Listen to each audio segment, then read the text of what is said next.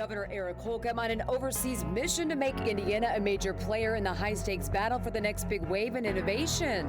Plus, the campus will operate as a historic name change for a university that's called downtown Indianapolis home for over a half century. Business leaders weigh in on what's next for IUPUI. And Butler bullish on its future. A capital campaign that's putting cash in the coffers, transforming it into the campus of the future. From Indianapolis, with an eye on every corner of Indiana, this is IBJ Media's Inside Indiana Business with Gerry Dick. Presented by Ice Miller and Indiana University. Hello and welcome to Inside Indiana Business. I'm Gerry Dick. Let's get right to our top headlines this week. Indiana in the spotlight for having some of the best cities for startups in the Midwest. 6 Indiana cities made that list. Indy ranked highest at number 3. Housing, a critical issue for many Indiana communities. In Vermilion County, officials are eyeing a state-supported deal to add 15 single-family homes in Cayuga. And Notre Dame and Purdue, among a dozen universities, launching a microchip network. The Midwest Regional Network aimed at grabbing a bigger piece of the multi-billion-dollar semiconductor and microelectronics sectors. Now to our top story, an Inside Indiana Business exclusive.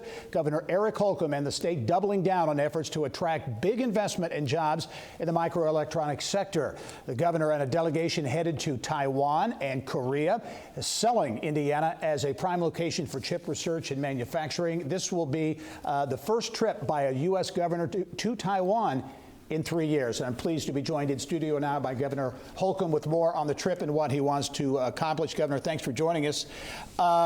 This is a big trip for a number of reasons. The trip to Taiwan, certainly key to this.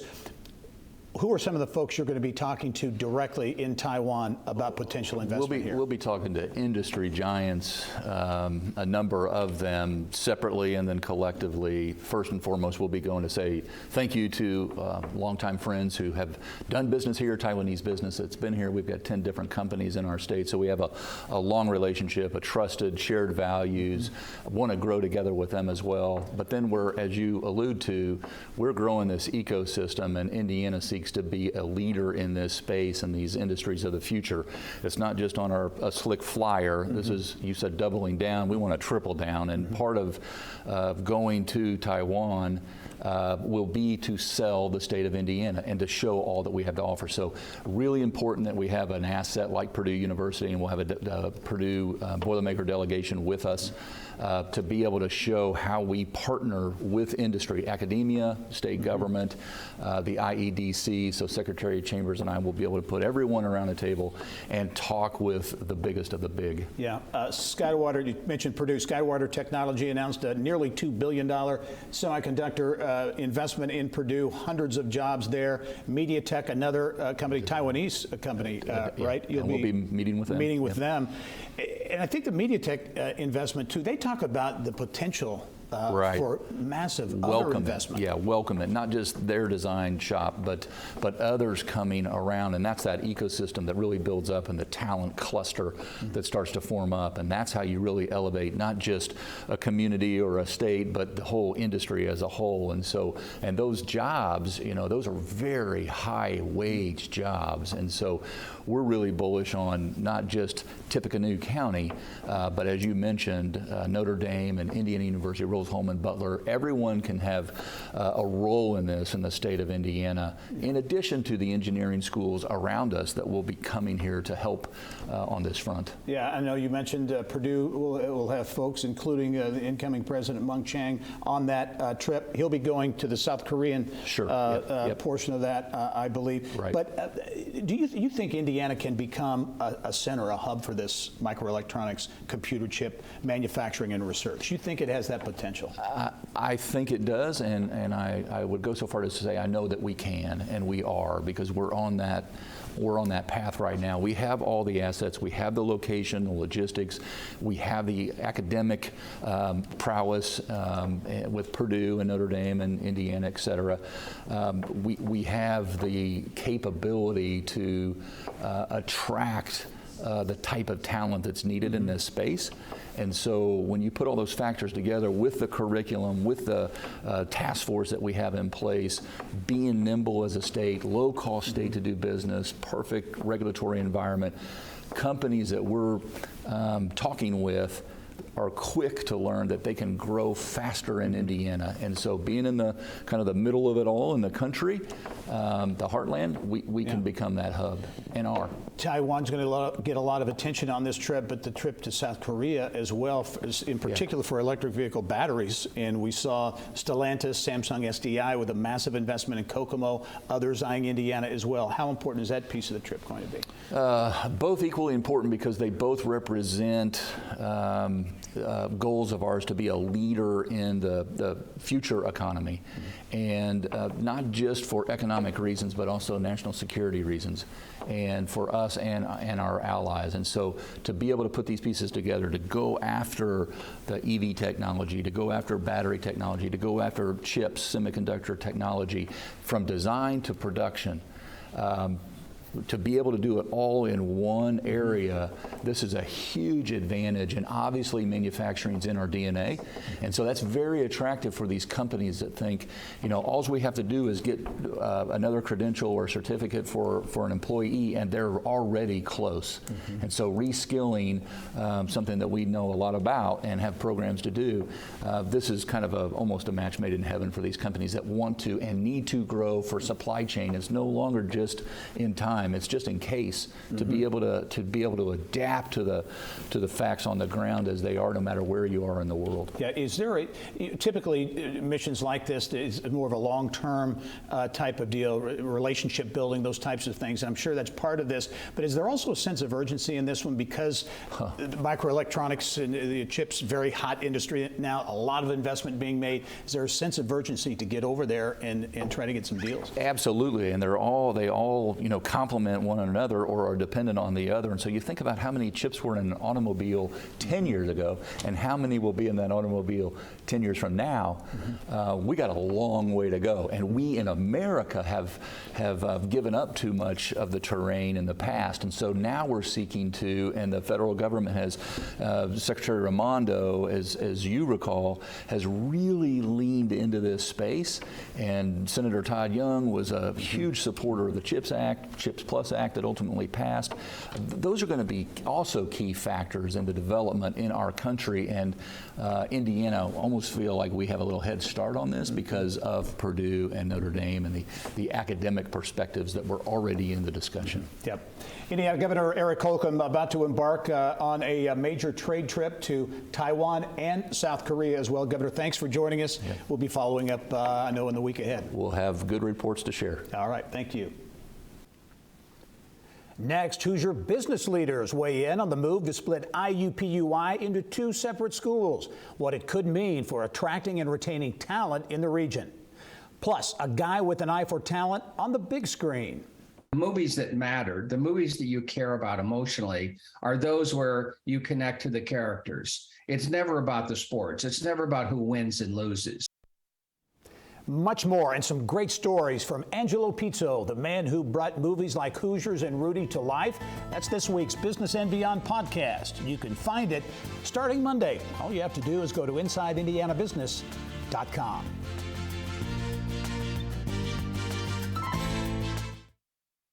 CenterPoint Energy's newest generation of safe, efficient energy includes capturing and harnessing the natural power of pure sunshine. We are increasing solar in our balanced and reliable energy mix as we power our region with more clean, renewable energy. We're bringing a little piece of the sun to every home and business while reducing carbon emissions and helping create a cleaner environment. It's just a little something for your smart energy future. Everyone says that college is a place to find yourself. But I know who I am. I'm Naomi. I work hard, I love my friends, and I always want the ball. IUPUI is a lot of things, but most importantly, it's a place to be yourself. It's more than late night study sessions or serious amounts of coffee. It's a place to really learn something new, change it, and leave your mark on it. College was just the beginning, and what I do next is up to me.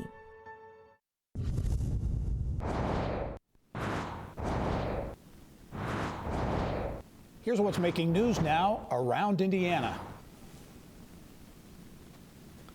Well, the Indiana Economic Development Corporation, IBJ Media, and Inside Indiana Business, we were all honored to host our Engage Indiana event this week in the South Bend Elkhart region. We were joined by C-suite executives, business community, academic leaders from the region, and focused on key business issues impacting the region.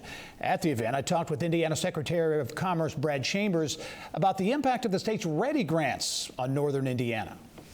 Kudos to the legislature and the governor for creation of this READY program, which in some ways forced collaboration, but now that collaboration has come together, man, is it being used well. The northern part of the state in this South Bend Elkhart region specifically has done such a good job on being thoughtful about their READY applications and their deployment. And there's more room up here for more READY. We'll have reaction from regional leadership throughout this week's show, and you can watch interviews from the event also at InsideIndianaBusiness.com. Vice President Yu? IUPUI's had a pipeline to the nation's second highest office. Both Mike Pence and Dan Quayle graduated from the McKinney School of Law at IUPUI. IUPUI, it's been a household name around Indiana for decades, but a name change is in the works. Around Indiana reporter Mary Rachel Redmond got reaction this week from business leaders.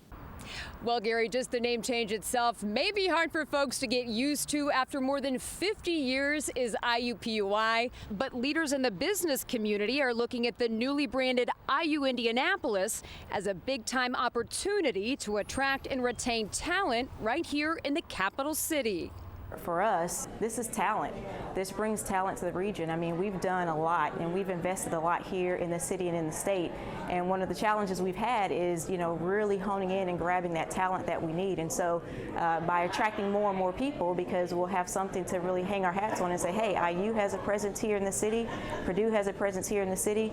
That's something that we can market to potential employees that want to come and work for us as we continue to grow our business. Putting more focus on research, putting more focus on cross collaboration with companies really is something that has been lacking in Indianapolis. And instead of having, adjuncts of IU and Purdue, having a separate major university here should go a long way toward economic development. The IMA CEO also added the talent piece to this is only the tip of the iceberg. Many of the great universities of the world are centered in urban centers because of the great opportunities that are afforded by all of the things that are available there, especially the corporations, especially the lifestyle opportunities, and bringing that to Indianapolis and expanding it here. It should do wonders for this community. It's been lacking, it's been needed, and now the fact that IU and Purdue are both focusing on developing their capabilities here should go a long way toward really building the economic future of the region. I'd like to see, friction, quite frankly, good friction from others wanting to come in to our state, to our city, and fill some of these positions that we have. I would love for that to be the case, and that's what I expect to see, honestly, in the next 20 or 30 years. This is the place where we attract talent and where people want to come. Undoubtedly a win-win for both universities and Central Indiana's business community that, by all accounts, will only continue to grow stronger in the ongoing battle for keeping and retaining talent right here in the state of Indiana. Reporting on IUPUI's campus, Mary Rachel Redmond for IBJ Media's Inside Indiana Business. All right, Mary Rachel, thank you. Also making headlines around Indiana this week, Indiana farmers could see a record soybean yield this fall. The U.S. Department of Agriculture says Hoosier farmers on pace to see a statewide soybean average of 60 bushels per acre.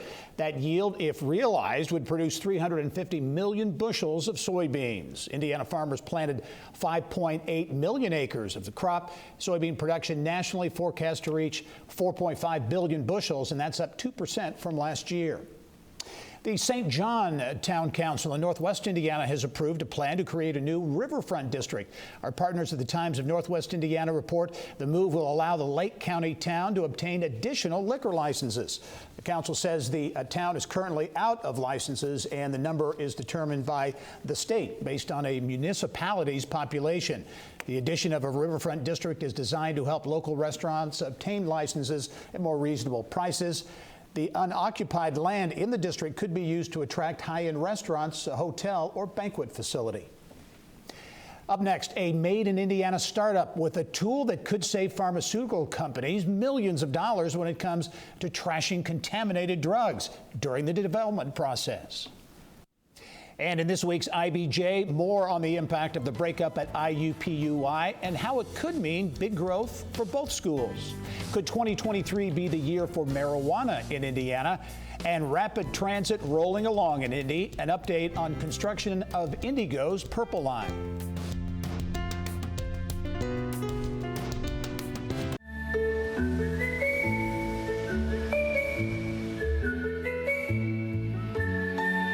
No matter the day, PNC has the financial tools and technology to help. PNC Bank. Make today the day. Our private equity clients regularly call us for guidance on acquisitions, sales, and dispositions of portfolio companies. ICE Miller has a breadth and depth of experience in private equity. We have a team of over 40 attorneys focused on private equity in 5 offices in the United States. We know how to align our private equity clients' interests and goals with the structuring and implementation of the deal. We're ICE Miller. We get deals done. Blockchain company, SymbaChain, who's now working with, the U.S. government and many other big companies. You're seeing more and more instances of great startups actually becoming more mature, which is inspiring other people to want to say, we've got the resources, we've got the infrastructure, now we can find the funding, and we could actually do this. ChemCrest CEO Amish Shah, part of our Engage Indiana event in the South Bend Elkhart region. You can watch more interviews from that event. All you have to do is go to InsideIndianaBusiness.com. It's time now to go inside innovation. DePaul University's STEM Guide program has received the 2022 Inspiring Programs in STEM Award from the largest and oldest diversity and inclusion publication in higher education. Insight into Diversity magazine honors colleges and universities that encourage and assist students from underrepresented groups to enter the fields of science, technology, engineering, and math. DePaul's program will be featured along with 78 others in the September issue of the magazine. Well, the Indy Fresh Market is scheduled to open late next year, and a new study shows that it could bring long-term impact on the near northeast side of Indianapolis. The Indiana University Public Policy Institute conducted an economic analysis on behalf of Cook Medical and discovered the store could have a one-time economic impact of $11.1 million, plus an annual impact of $4.6 million in wages and benefits. The grocery will be located adjacent to the new medical device manufacturing plant owned by Bloomington-based Cook and operated by Goodwill Commercial Services. Time now for a look at what's making news in the business of health. Here's Kylie Valletta. Thanks, Gary. Boosted by a recent $1.6 million seed round, West Lafayette-based startup Novolytic is just days away from testing its technology with major U.S. pharmaceutical companies. A crucial part of the drug-making process is putting all the starting organisms into bioreactors, which are fermenters, just a bit fancier than the ones used to make beer, says Chief Executive Officer Paul Dreyer. Similar to how canaries were used in coal mines to detect dangerous gases, Novolytic calls its tool the canary in the fermenter. It can detect in real time if contaminants are developing that could ruin an entire batch of drugs.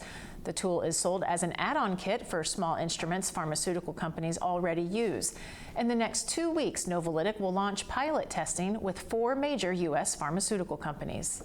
That's a really big deal. Anytime you're bringing a new technology to the world has to prove that it works there in the real world, right? So it's one thing to be able to do these great things in our laboratories, but when you can do it and do it at the hands of your future customers, that proves to the world that you have a great technology. And even big government regulatory agencies like the FDA and some of the other people that will look at manufacturing of pharmaceuticals, they like to see a pilot run. So it's a big important step for us. Dreyer says for any protein-based drug, 60 to 80% of the manufacturing cost is in purifying, so the kit could save drug makers millions of dollars. Novolytic plans to go to market in early 2023. The Milk Bank is hosting milk drives to provide donor milk to Hoosier babies who are struggling to find infant formula as the shortage continues. The milk drives are in partnership with the Indiana Department of Health. The Hoosier state has been affected by not only shortages in stores and safety recalls associated with Abbott Nutrition, but also breastfeeding rates below the national average. The Every Ounce Counts initiative is a statewide collaborative effort to increase both immediate and long-term milk donations. The next drive is Tuesday in Lake County with the Food Bank of Northwest Indiana. To register or see the list of other milk drives, just go to our website, InsideIndianaBusiness.com. Gary, back to you. Butler University's bold new vision for the future, how a blockbuster capital campaign is paving the way for a campus of tomorrow. I heard we got that expansion loan. How long before we actually get the money? Right about now. Is that a drone? It's not just any drone. That is a loan drone. Newest, fastest way to get a business loan. Oh, yeah. Money in the sky. Yeah, but how does the money get that? When other banks can't deliver, turn to Lake City, the bank known for loans.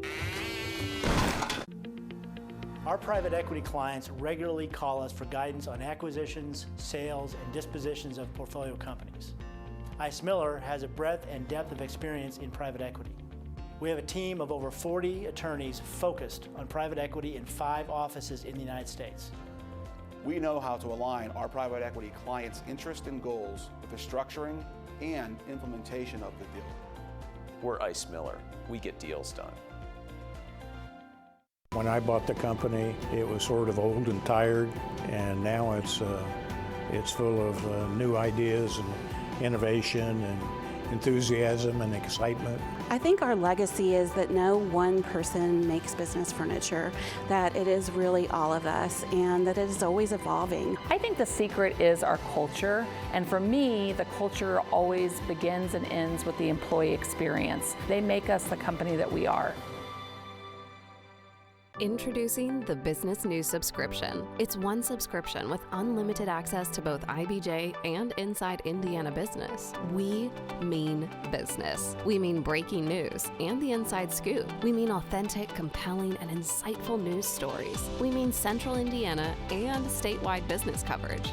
We mean engaging events that spark fresh thinking and create new connections. We mean exclusive access to key business data to find your next client or locate your competitive edge. We mean recognition for business leaders who are making their mark and making a difference. We mean emerging trends that impact your business strategy and inform your business decisions. We mean tech, finance, healthcare, politics, law, real estate, business. And when you subscribe to the Business News subscription, you'll get the tools you need to stay informed, get ahead, and make a meaningful difference in your business. Get started today at ibj.com or InsideIndianaBusiness.com. We have participated, sort of gotten our fair share of the last 10 years of the economic boom, and I think we've done a good job at that. I think, like almost all economies right now, people are worried about what the future is going to look like, what's going to do to our RV industry, what's going to do to the manufacturing industry, supply chain issues. But where we've done a really good job is we've made some advancements in technology. We've done a lot in the form of really advanced manufacturing and starting to see some benefits from that. So I think, look, we have the foundational pieces to continue to prosper over the long term. Graham Allen Partners founder Tracy Graham from our Engage Indiana event in South Bend this week. You can watch more interviews from that event at InsideIndianaBusiness.com.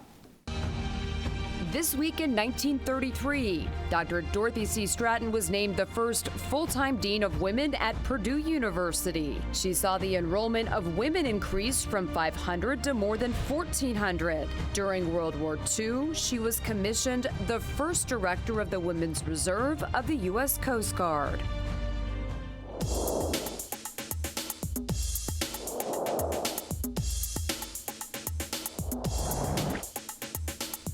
It's time now for Eye on Education. Well, fresh off a blockbuster fundraising campaign, Butler University is looking to the future and a campus that will reflect the new realities of higher education. The Butler and Beyond fundraising campaign blew past its stretch goal of $250 million, raising a total of $263 million. And the university is now developing a campus master plan. President Jim Danko tells me demographic shifts will mean the campus of the future will look different when it comes to things like traditional on-campus living. We will continue to be strong in that, but we also are looking at the future in terms of other forms of education, whether it's graduate programs, certificate programs. We have a number of partnerships now with corporations in the area where we're providing executive level education and distance education, a big push toward that. So I talk about by the year 2030 having an equal amount of educational efforts outside of undergrad residential as we do with undergrad residential. Danko tells me there will also be very visible physical changes to campus as part of the Butler Gateway project.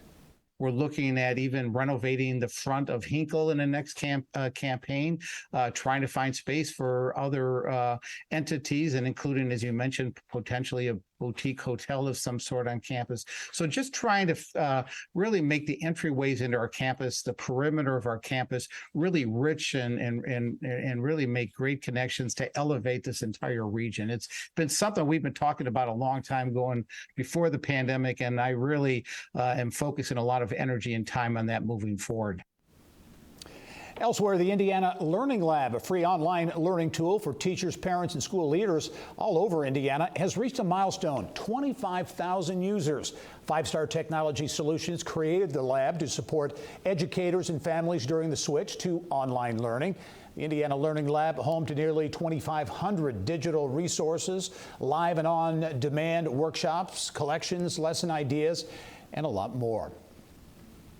That's all the time we have for this edition of Inside Indiana Business. Remember, if you're looking for something to do this weekend, this is your last chance to get a funnel cake, corn dog, or ear of corn at the Indiana State Fair. Thanks for joining us. I'm Gerry Dick. Go out and make it a successful week.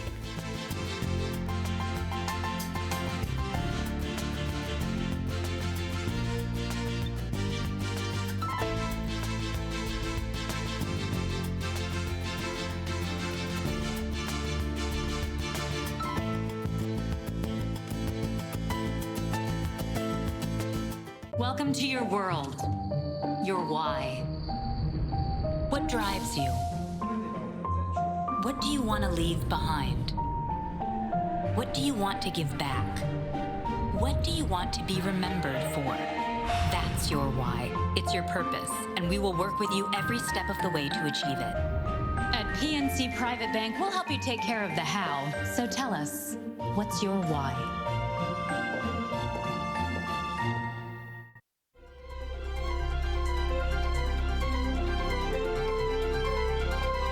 Last August, Governor Holcomb issued an executive order to establish the Governor's Public Health Commission to advise him on how Indiana's public health system was doing. The commission released its findings this month. One that jumps out is that Indiana's life expectancy of 77 years ranks near the bottom of all states at number 40. Another troubling fact is that the difference between the Indiana county with the highest life expectancy and the county with the lowest is almost 9 years. Three other key areas of concern were brought to light. Rising deaths from drugs, alcohol, and suicide, rising rates of adult and childhood obesity, and persistently high rates of tobacco use and teen vaping. The Commission issued 32 recommendations to address these concerns and to improve the public health system. While all are worthy of review, a number have increased sense of urgency. Leading the way would be for the state to coordinate all current initiatives and provide a framework for the development of a true state health workforce plan. Another key recommendation is establishing standards for all local health departments so the services provided is more consistent statewide. Related to that is expanding the Indiana Department of Health resources to greater support the local health departments. The Commission asks that the state assist local health departments with their communications with local businesses, health providers, schools, and other organizations to promote public health in their own community. And we agree that it is a must to put an increased focus on health education, nutrition, and physical activity in schools and early childhood education settings. The Indiana Chamber will be engaging in these discussions in the coming months as some of these ideas become proposals in the 2023 General Assembly.